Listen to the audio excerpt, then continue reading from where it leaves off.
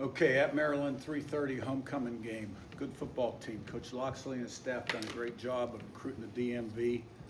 Excellent young talent. A lot of it showing up on the field, especially on defense as true freshmen.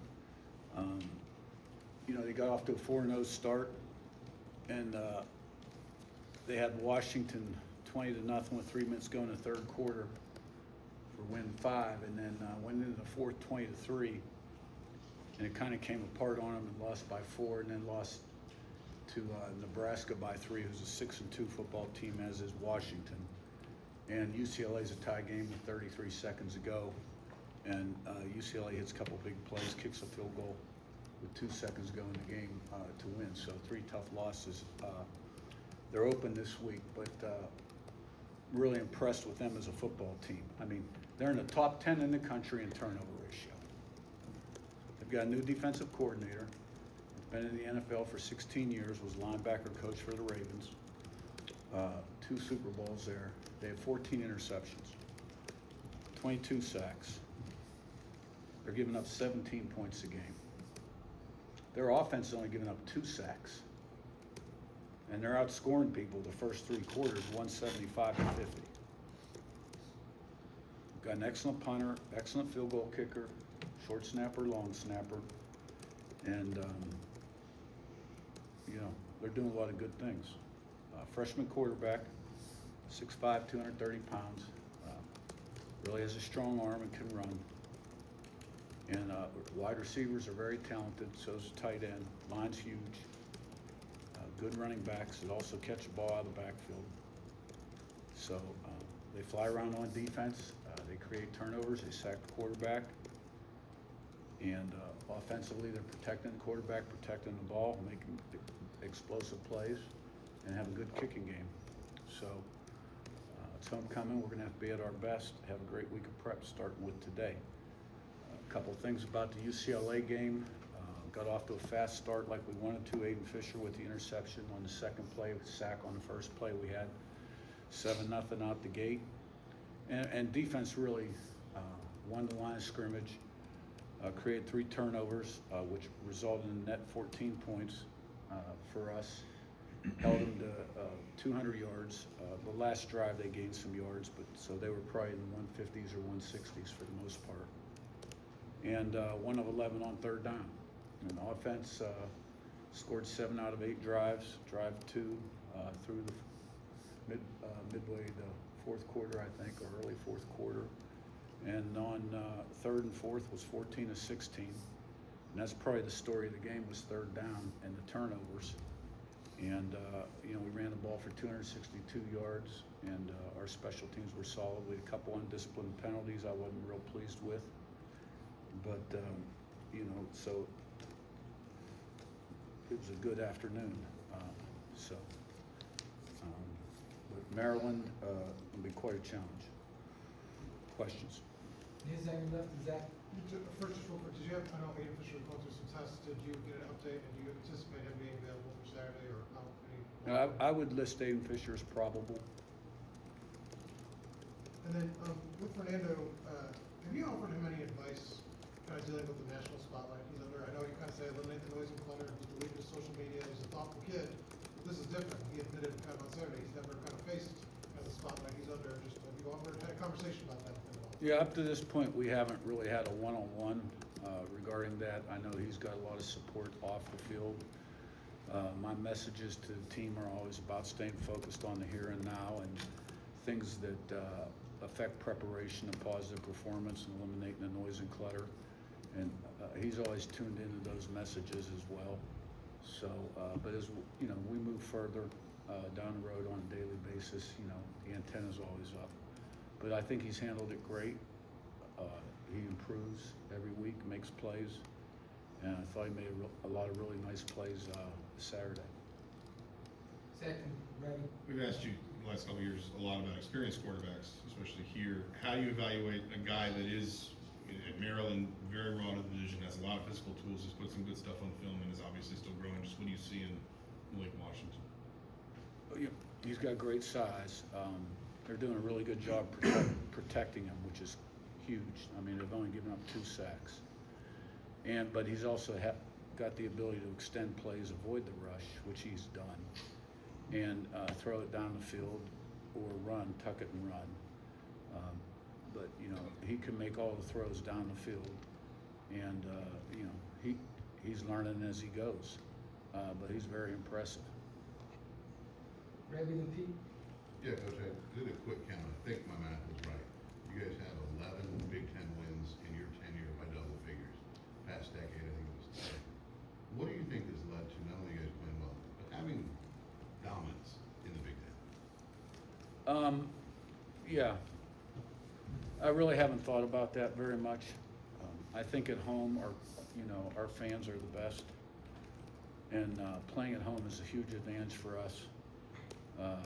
Once they get going, I mean, it's just so loud and crazy, and our players feed off of that.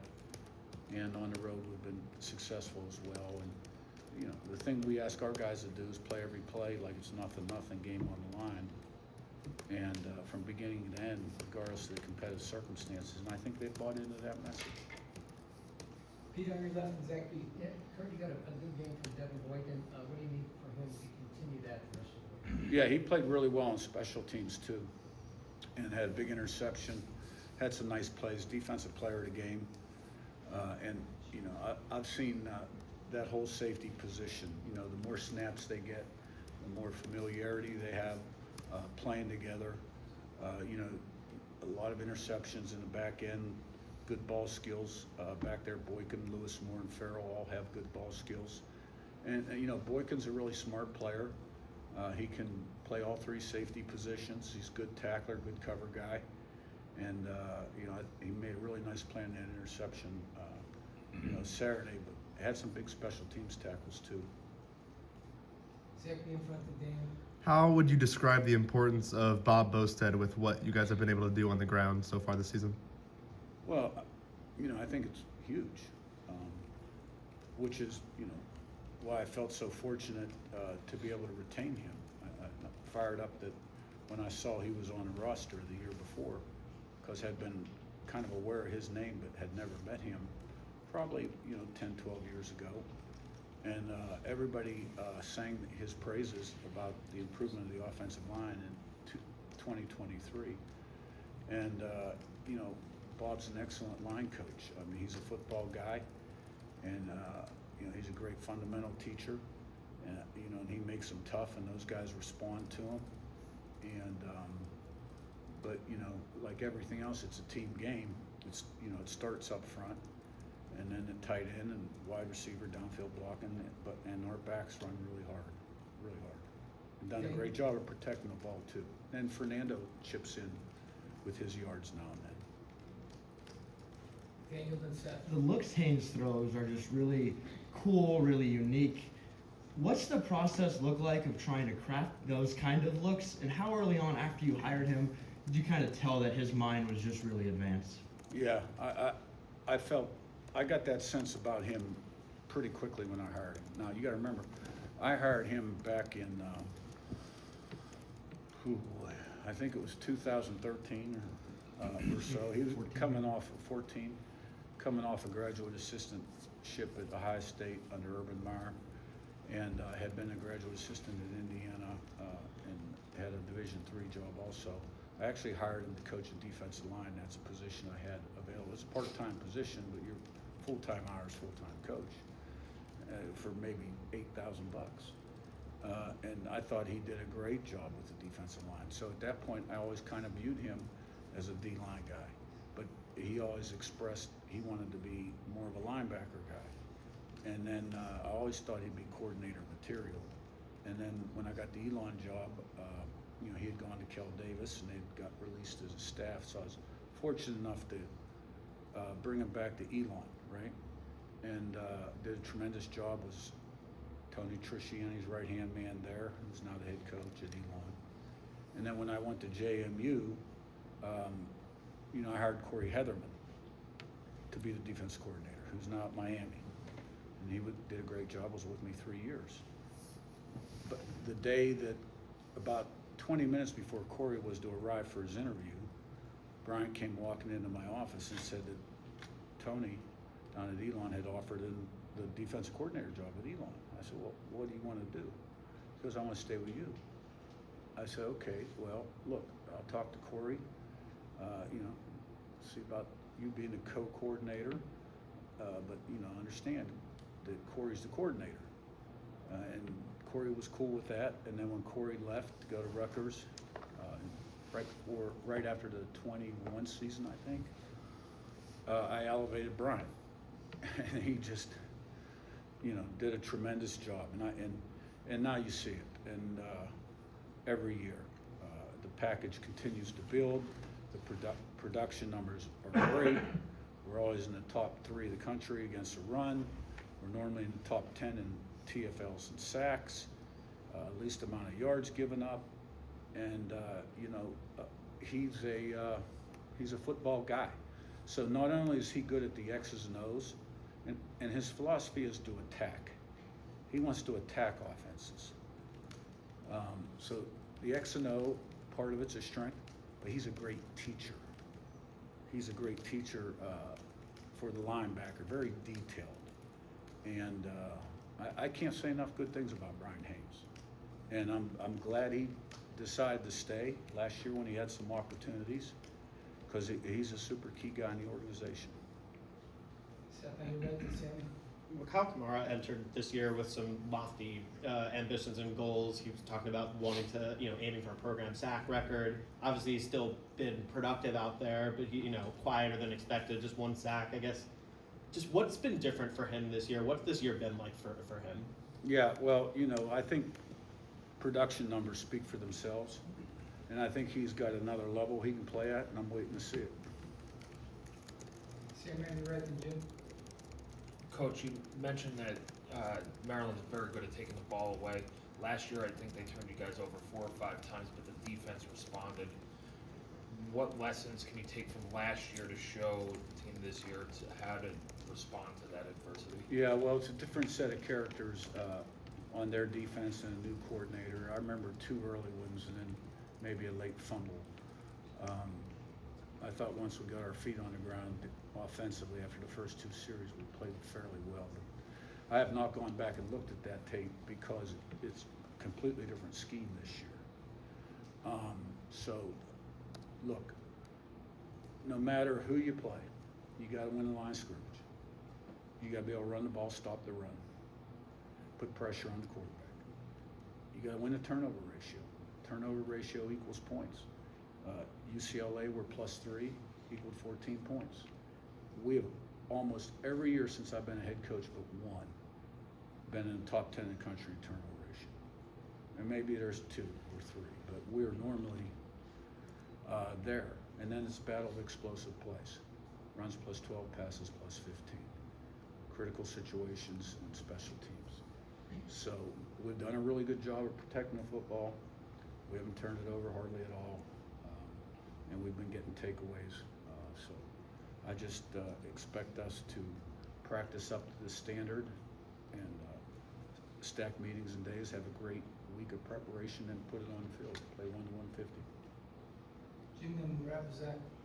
Curt talked about how good the defense is doing, but if you look at the numbers, you guys are giving up about 3 points per game in the second half of each game, and you're averaging about 20 points scoring-wise each game. So the team stays defensively. You're getting stronger in the second half, which of course is what you want, but not always what is seen. Yeah, I mean, I think ODU had 2 big plays on us. Other than that, not much. Kennesaw got us on a couple shifts of motions and some funky formations. Aside from that, it's been tough going for opponents against our defense. And but it's been that way for a while. That's what I'm used to seeing. And our guys play with a lot of pride. There's a tradition on that side of the ball. They've got a great leader. The other assistant coaches do a tremendous job as well. We've got a lot of veterans back there that play a lot of football. And then offensively, we try not to put them in a bad spot. That's one thing about me still being involved offensively is it's not about scoring points. It's about winning the game. So I make sure that we don't put the defense you know, in a bad position where we're turning the ball over in minus territory. So, and when people have moved the ball a little bit against our defense, we've done a good job of holding the field goals. Zach, last one.